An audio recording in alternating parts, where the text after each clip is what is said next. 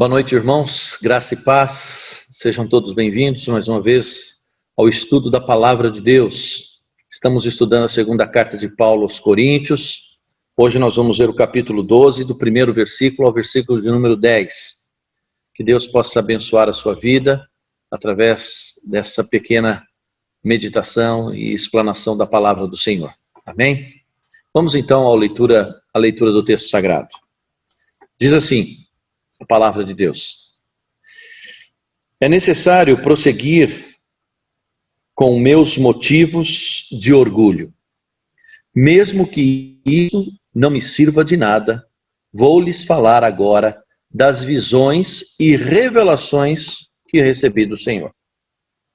Conheço um homem em Cristo que há 14 anos foi arrebatado ao terceiro céu. Se foi no corpo ou fora do corpo, não sei. Só Deus o sabe. Sim, somente Deus sabe se foi no corpo ou fora do corpo. Mas eu sei que tal homem foi arrebatado ao paraíso e ouviu coisas tão maravilhosas que não podem ser expressas em palavras. Coisas que a nenhum homem é permitido relatar. Da experiência desse homem, eu teria razão de me orgulhar, mas não o farei.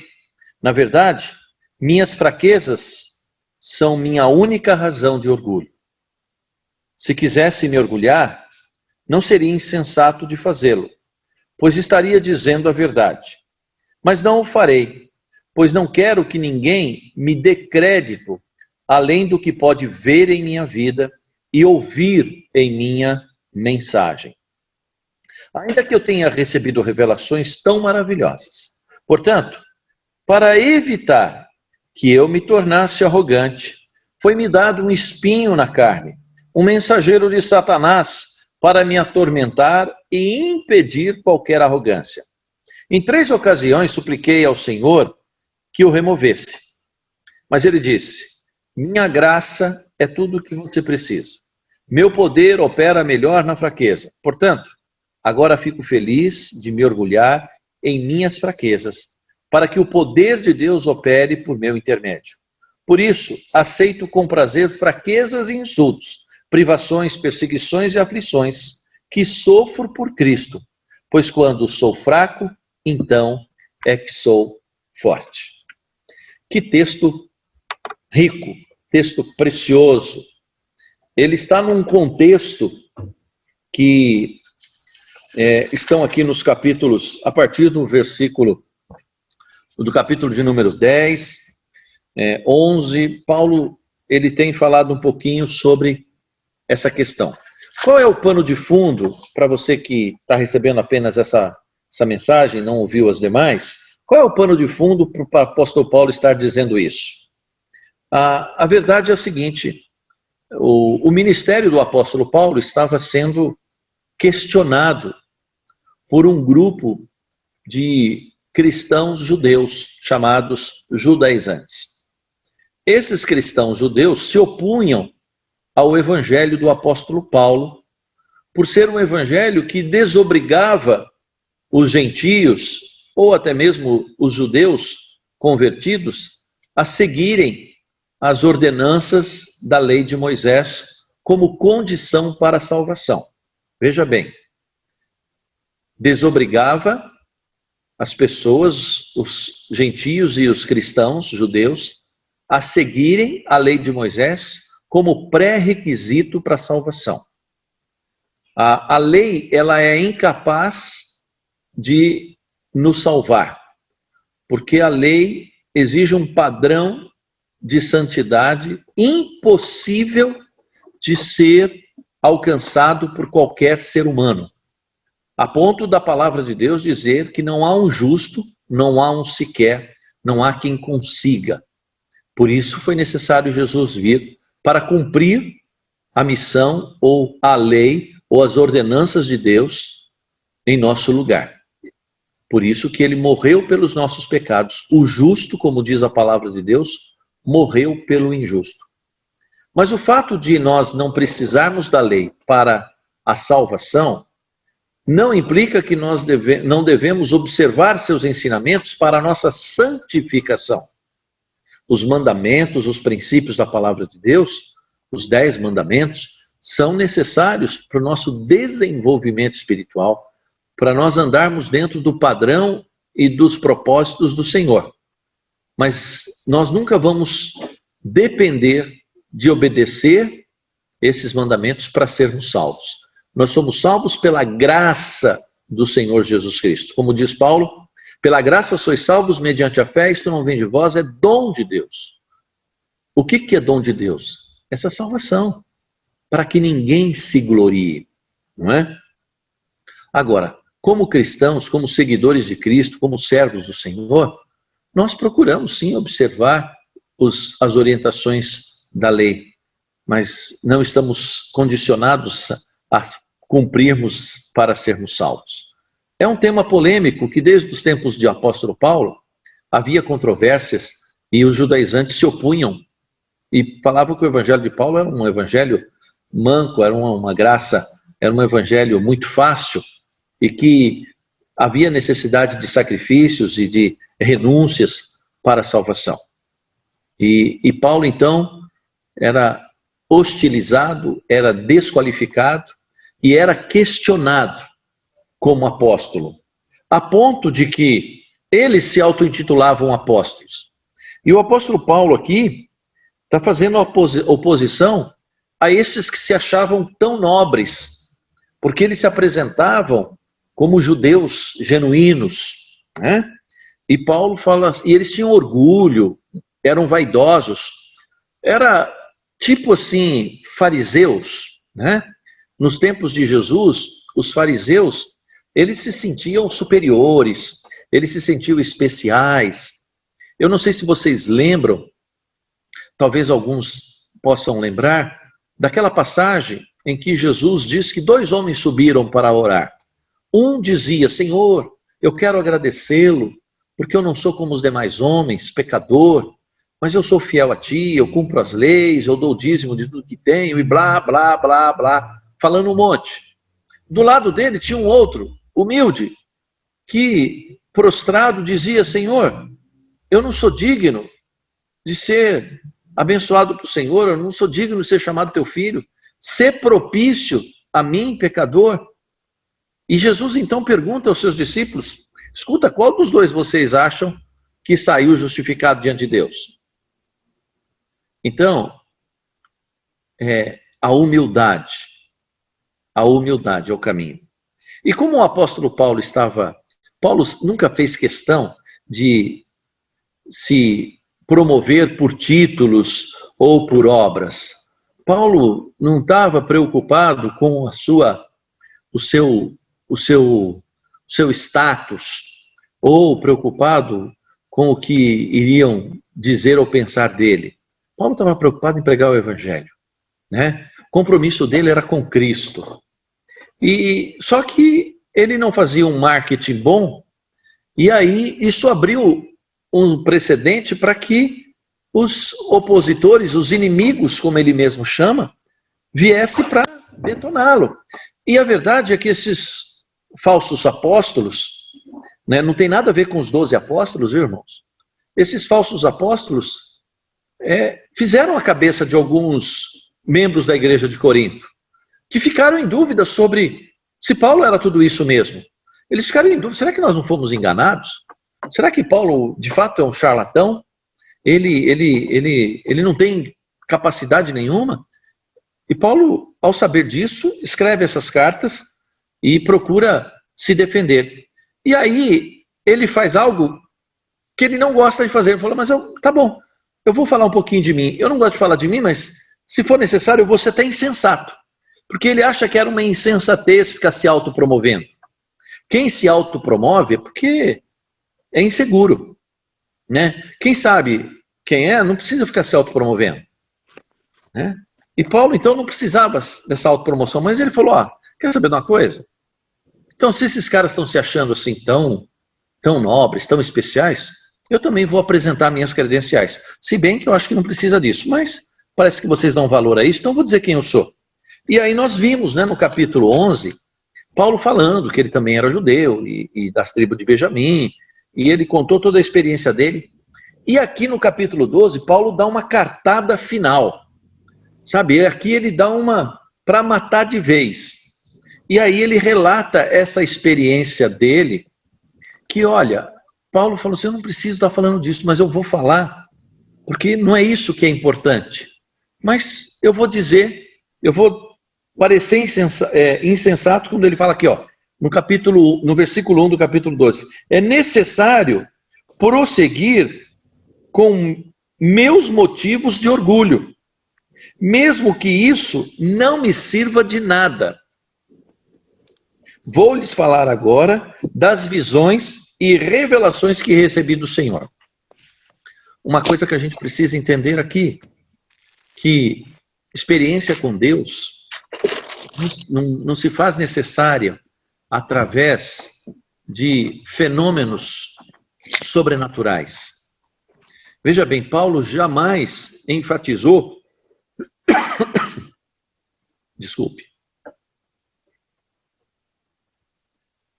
que sinônimo de espiritualidade é ter experiências sobrenaturais. Ao contrário, até o falar em línguas, Paulo fala, quem fala em línguas, fale para si, não precisa se expor, não precisa se aparecer, né? É melhor falar 10 palavras compreensíveis, ou uma palavra compreensível, do que 10.000 em línguas estranhas. Então tem gente que espera, ou se promove com milagres, com curas, com eventos sobrenaturais, para se auto-intitularem abençoados por Deus. Esse texto fala exatamente ao contrário. Não é isto que credencia um servo do Senhor. O próprio Jesus nos advertiu, dizendo que muitos naqueles dias, Senhor, em teu nome expulsamos demônios, falamos línguas e blá, blá, blá, blá, curamos. Jesus falou, não conheço vocês. Não sei quem são, não. Né? Um texto anterior que nós lemos, nós vimos que Paulo fala que Satanás se disfarça de anjo de luz para enganar. Nós vimos lá nas pragas do Egito, que os magos, eles faziam milagres e fenômenos sobrenaturais, né? Então, não é o sobrenatural que credencia um verdadeiro servo do Senhor. Às vezes, a engana, né? Parece verdade, mas não é. Mas o que credencia o servo do Senhor? O apóstolo Paulo vai dizer aqui, né?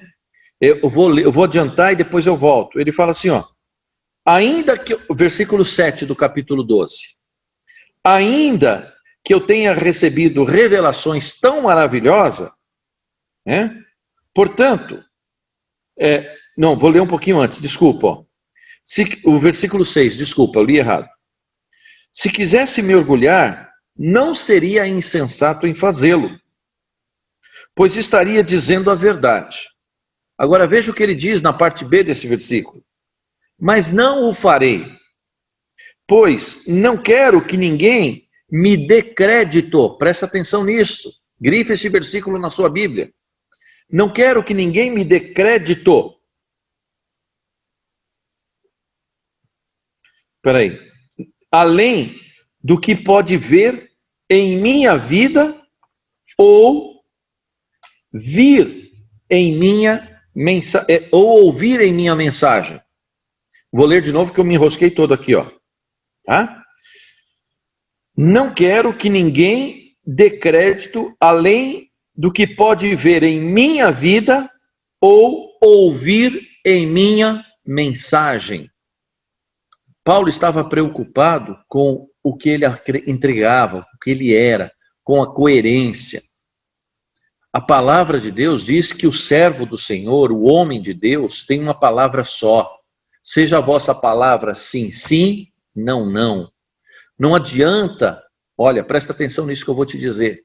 Não adianta você ter um discurso bonito, uma eloquência, uma linguagem envolvente, sedutora, né?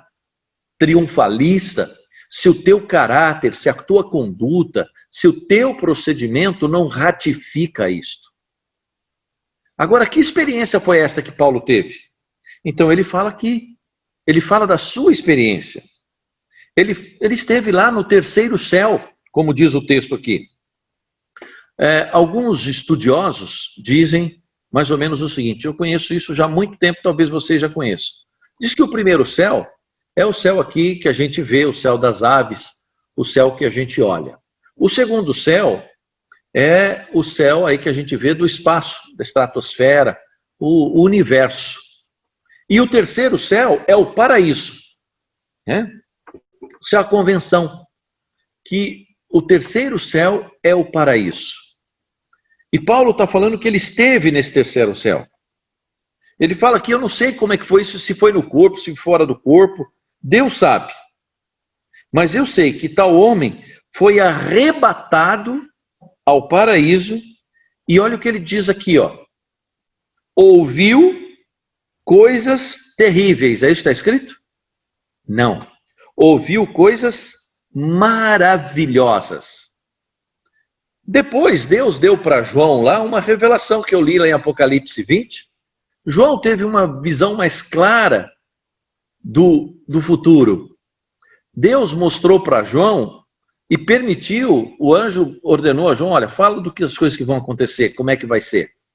Sobe para cá e eu te mostrarei. E João viu Jesus, viu reinando. Aí o Apocalipse é uma coisa mais linda, quando descreve esse céu, descreve esses anjos. E Paulo teve lá. E ele fala assim, mas a mim, não, eu não posso falar, né? Não pode ser expresso em palavras. Tem coisa que a gente não sabe nem dizer, é só quando a gente chega lá. Mas uma coisa é certa, a palavra de Deus nos garante que esse lugar é maravilhoso. Tem até aquele canto que a gente fala, o céu é um lugar maravilhoso, cheio de glória e gozo, lá hei de ver o meu Salvador. O céu é um lugar maravilhoso. Então eu quero dizer para você o seguinte, nós estamos aqui como igreja, há quase 2000 anos, batalhando, falando e pregando o evangelho, para que o nome de Jesus seja anunciado com a promessa de um novo céu, de uma nova terra. Nós vamos viver no céu, então vale a pena servir a Deus, não importa as lutas que a gente enfrenta aqui. Nós não estamos servindo a Deus apenas para ser abençoado nessa vida, mas muito mais pela vida eterna que Ele já nos ofereceu em Cristo Jesus. Amém? E Paulo está falando aqui então, ele continua dizendo dessa sua experiência, né? Das grandezas. E ele fala no versículo 5, da experiência deste homem, eu teria razão de me orgulhar, mas não o farei. Paulo fala assim, olha, eu não estou aqui anunciando, olha, eu sou o único cara que tive lá no céu, hein? Esses caras são todos Zé Ruela, não sabem o que estão falando, mas eu tive no céu. Qual deles teve no céu? Paulo está falando assim, olha, eu não vou falar disso, porque não é isso que é importante. Eu não quero que vocês acreditem em mim porque eu tive uma experiência sobrenatural. Eu quero que vocês acreditem em mim pela coerência que há entre o que eu falo e o que eu vivo. E é isso que credencia um verdadeiro ministro, um verdadeiro servo do Senhor, um verdadeiro missionário, um verdadeiro crente. Ele vive a palavra de Deus. Eu não preciso de fenômenos sobrenaturais para demonstrar que eu sou um servo do Senhor. Eu preciso de um caráter íntegro, de uma vida correta. Sou perfeito? Não. E ninguém o é. Mas quando eu pecar, eu reconhecer o meu pecado e fazer como aquele homem, ser propício a mim, pecador, eu não sou digno. E Deus fala, minha graça te basta, meu filho. E o apóstolo Paulo, por isso que ele fala aqui, que ele se orgulha na sua fraqueza. Que paradoxo, né? Como é que alguém pode se orgulhar na fraqueza? Se a gente não entender o contexto, fala, Paulo está sendo demagogo. Orgulhar-se na fraqueza é falar assim, olha, é tão bom saber que Deus me aceita, mesmo com todas as minhas deficiências. Porque Paulo fala assim, Senhor, eu estou com esse probleminha aqui, ó, né? Eu estou com uma dificuldade danada, né, no meu corpo. A gente não sabe o que é esse espinho na carne. Alguns conjecturam que Paulo tinha um sério problema na visão, um tipo de uma conjuntivite, um glaucoma, ou alguma deficiência visual, alguma doença que ele possa ter pego durante as suas viagens. Naquele tempo a medicina era muito precária. Uma das possibilidades que indicam que ele talvez estava com problema de visão, primeiro é que ele não escrevia suas próprias cartas. Não porque ele não sabia ler e escrever, pelo contrário, porque ele tinha dificuldade. Na carta aos Gálatas, no final da carta, ele fala tanto que diz o seguinte: eu estou tão preocupado com vocês que olha como eu estou escrevendo com as minhas próprias letras, né? Com grandes letras eu vos escrevi, né? Paulo está preocupado e escreve do próprio punho aos Gálatas, mostrando o esforço que fazia. Então a gente conjectura que esse espinho na carne provavelmente era uma enfermidade na sua visão, tá? E ele pede para Deus, e isso o atormentava, percebe?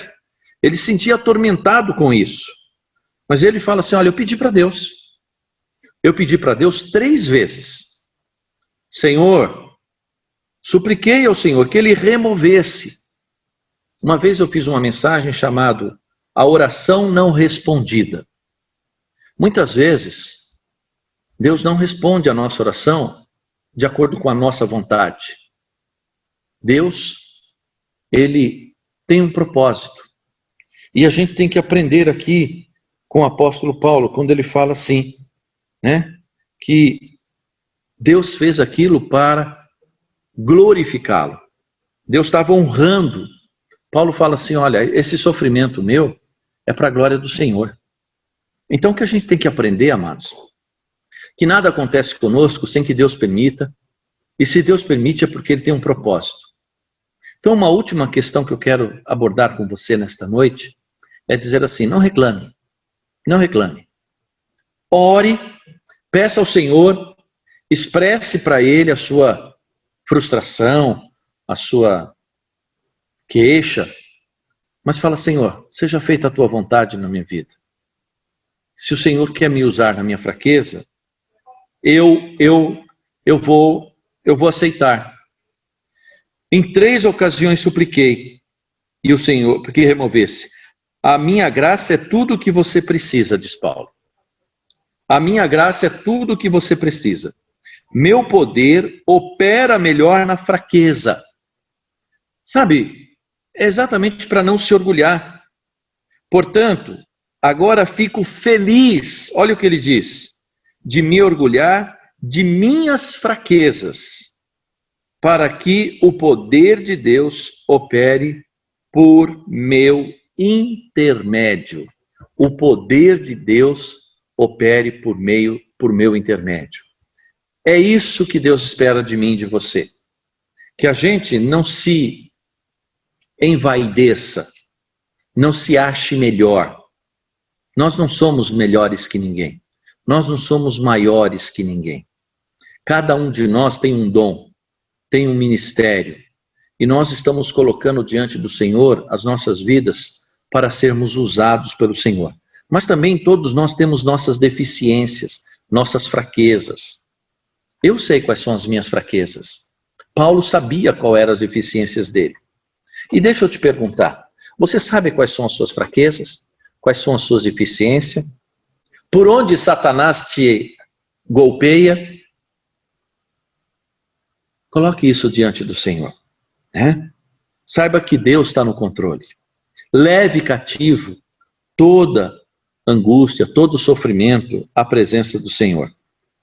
Por isso eu aceito com prazer fraquezas e insultos, privações, perseguições e aflições que sofro por Cristo. Pois quando sou fraco, então é que sou forte. Sabe o que Paulo, olha que coisa interessante. Quem gosta de ser injuriado? Quem gosta de ser criticado? Quem gosta de ser insultado? Ninguém. Ninguém em sã consciência gosta. Paulo também não gostava. Mas ele não ficava revoltado. Poxa Deus, estou servindo o Senhor e é isso que eu recebo. Estou fazendo o meu melhor aqui e vem esses caras. Oh, cala a boca desses caras.